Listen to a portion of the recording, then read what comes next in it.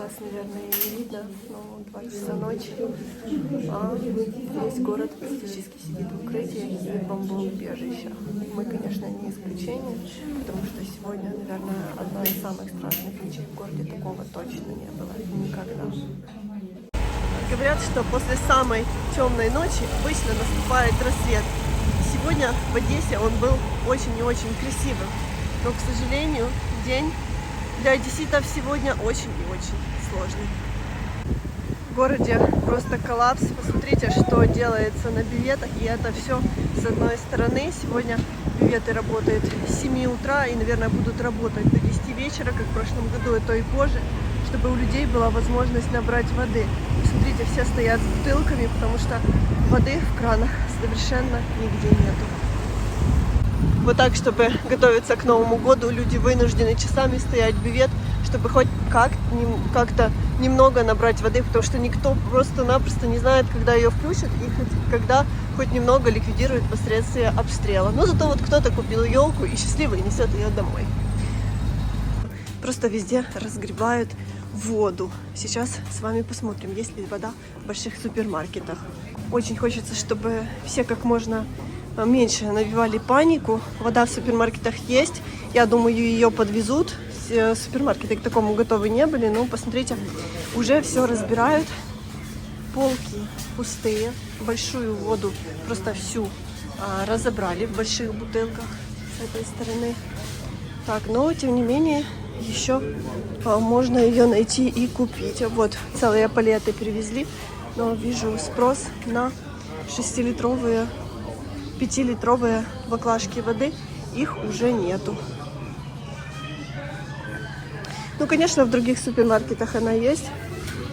Вот, но люди воду покупают, потому что никто не знает, когда она появится. И в бюветах такая очередь, что не у каждого есть возможность и время просто там стоять. Хорошо, что везде работают пункты незламности, и люди могут зарядить свои гаджеты. И, конечно, очередь неимоверная, люди приносят удлинители, чтобы сделать больше гнезд для зарядки, но, тем не менее, все это очень и очень сложно. Всем привет из Одессы. Наверное, если бы вы вчера приехали в Одессу, провели у нас вечер и переночевали, провели здесь сегодняшнее утро, то этот день, наверное, бы вам запомнился на долгие годы, а возможно и на всю жизнь. Я не помню, чтобы такое творилось в городе. По-моему, такое вообще было первый раз. И мне кажется, что одесситы, несмотря на то, что уже обед, еще до сих пор не могут отойти от происходящего. Сейчас в новостях пишут, что сегодня была самая большая, самая массированная атака на Одессу за все время войны. Было примерно 300-400 средств массового поражения. Это и ударные имитационные беспилотники, и крылатые ракеты, и калибры, и ракеты «Кинжал», и баллистические ракеты «Искандер», и даже ракеты «Они».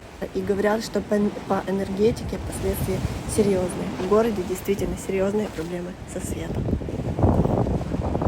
Вышло солнце, прекрасная погода, голубое небо. Оно немножечко повышает общий уровень настроения, но не может его сделать прекрасным из-за событий, которые у нас происходят. Честно, мне даже сложно говорить, потому что я настолько не спала, наверное, полчаса за всю ночь, и спасибо, сегодня суббота, получилось еще хотя бы часик поспать днем, поэтому даже видео мне снимать тяжело, потому что несколько ночей мы просто не спим.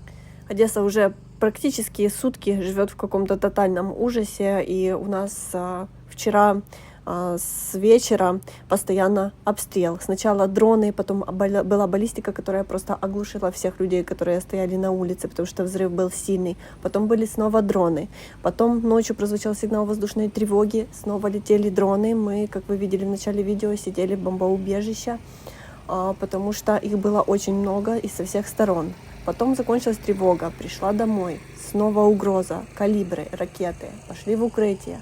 Потом снова дроны со всех сторон, потом бесконечная баллистика. Я не помню, чтобы сколько баллистических ракет прилетало в Одессу в один день. Потом снова дроны, потом вообще случилось страшное. Я уже пришла домой, не успела даже переодеться в домашнюю одежду, и написали, что угроза кинжалов для Одессы. Кинжалы в Одессу приезжали один раз, по-моему, прилетали один раз в начале войны, и больше их никогда не было. Но вчера их запустили снова, и я просто с соседями, мы сидели на первом этаже, закрыли уши, закрыли голову, потому что все знают, что это очень серьезное оружие, и действительно было очень-очень страшно, и был сильный взрыв. Об этом сразу написали во всех новостях, потому что такое случается редко. А нас атаковали просто всем, что было, можно сказать. Тревоги были просто бесконечные, вот просто всю ночь.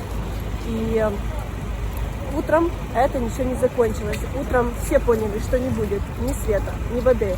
В городе остановился электротранспорт. У многих одесситов пропало тепло. В квартирах, скажу вам честно, очень и очень холодно резко стало. Сегодня в Одессе обещают первые морозы. И вот с утра под обстрелами, под этими дронами, которых летело больше 50-60 штук на город, на область, люди носили воду с билетов, люди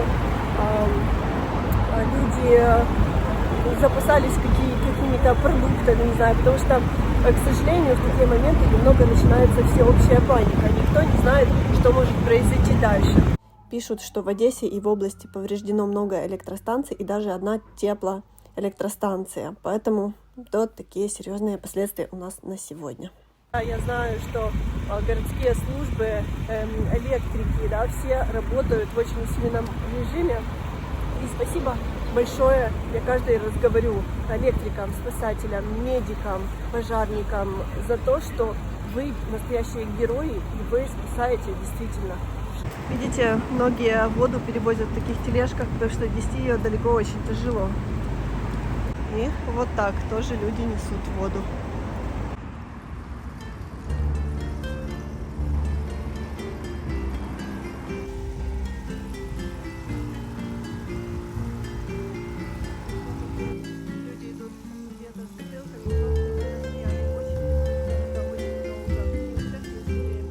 Все буквально ходят с бутылками, с водичкой, везде работают генераторы. У нас вчера включили наконец-то и воду, и свет, отопление. После первого обстрела все обрадовались, но, к сожалению, радость продлилась всего пару часов до следующего обстрела, и то более массированного. В прошлом году у нас была похожая ситуация. Видите, практически не встретишь людей сегодня без бутылок на улице. Была похожая ситуация, был тотальный блэкаут, и тоже не было воды в городе, но ее достаточно быстро включили. Мы ждем, что в этом году все возобновится тоже очень и очень быстро. Вы знаете, мне кажется, что с каждым часом очередь везде увеличивается. Ужас.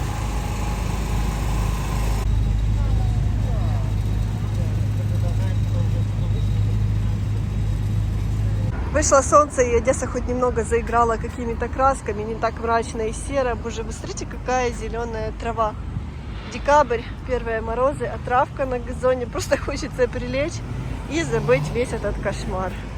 Знаете, я иногда сама удивляюсь, какая у нас всех сильная нервная система, да, потому что каждый день жить в таком стрессе, в таком ужасе, беспокоиться за свою жизнь, все время какие-то трудности, очень и очень сложно. И вы знаете, когда только началась война, у меня все время было ощущение, что это страшный сон, и вот я проснусь, и все будет нормально.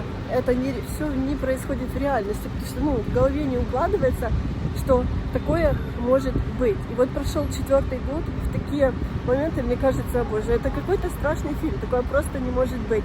До сих пор тебе очень сложно поверить в то, что 4-й год по Одессе, по твоему городу совершают такие обстрелы, нет воды в кранах, нет света, и это все не просто какие-то поломки, а это все делается целенаправленно. Зимой, когда холодно, когда в квартирах становится сыро, сколько людей с детьми, сколько пожилых людей, сколько людей, которые болеют.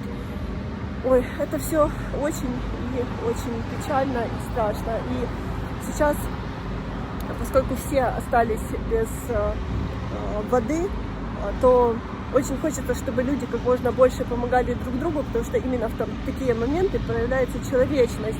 Бабушки приходят на биветы с водой, дедушки, пожилые люди приходят набирать воду, им тяжело это все тащить, одной бутылки-то ничего, ни для чего не хватит.